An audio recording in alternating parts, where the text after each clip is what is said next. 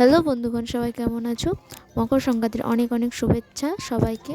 তো আজ আমাদের বাড়িতে একটি নিয়ম আছে যে আজ 14 পুরুষের উদ্দেশ্যে পঞ্চ পঞ্চ মানে পঞ্চমাঞ্জন মানে হচ্ছে 5 তরকারি ভাত নিবেদন করতে হয়। তাই তাড়াতাড়ি সকাল সকালে যে বসে পড়েছিলাম আনাজ করতে। তো নিয়মটা হচ্ছে যে আমাদের আজকে 5 তরকারি ভাত করে কলা পাতার উপর একটা কাঁসার থালার উপর কলা পাতা বিছিয়ে কলা পাতাকে রেখে তার উপরে ভাত 5টা তরকারি রেখে আর হচ্ছে পাশের পুকুরে বা পুকুরের ঘাটের কাছে দিয়ে আসা হয়। তো মা রান্না করছিল মা রান্না করছিল আজ 5 তরকারি ভাত। তো রান্না চলছে, এদিকে দেখো মা কত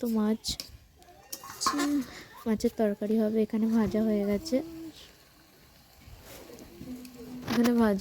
দেখো আলু ভাজা, বেগুন ভাজা আর শিম ভাজা।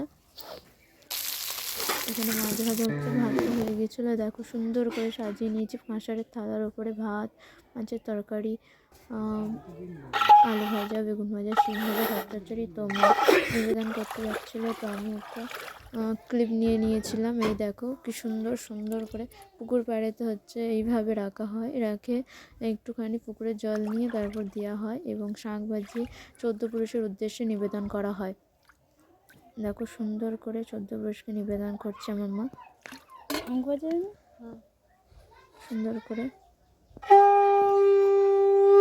তো অনেকটাই দেরি হয়ে গিয়েছিল, তাই 14 পুরুষকে খাবার নিবেদন করে আমরা চলে এসেছিলাম। মা আর আমি চলে এসেছিলাম পুকুর পাড় থেকে বাড়িতে এসেছিলাম। বাড়িতে এসে যেহেতু অনেক দেরি হয়ে গেছিলো খাবার নিয়ে বসে পড়েছিলাম। দেখো আমিও কলা পাতায় খাবার নিয়ে বসে পড়েছিলাম। আর দেখো মিনিও এখানে বসে আছে, খাবে না ভাব দেখাচ্ছিল। তারপরে দেখলাম যে না, বসেই আছে, তারপর একটু ভাত দিয়ে দিলাম, তো ও খেয়ে নিল। সবাই মিলে খেয়ে নেওয়ার পরে তো সন্ধ্যেবেলা পিঠে করা হবে। তো কাদের বাড়িতে কী কী পিঠে হলো কমেন্ট বক্সে জানা, আর ভিডিওটা কেমন লাগলো অবশ্যই জানাবে। সবাইকে অসংখ্য ধন্যবাদ আমার এই পুরো ভিডিওটা দেখার জন্য। তো দেখা হচ্ছে নেক্সট ভিডিওতে।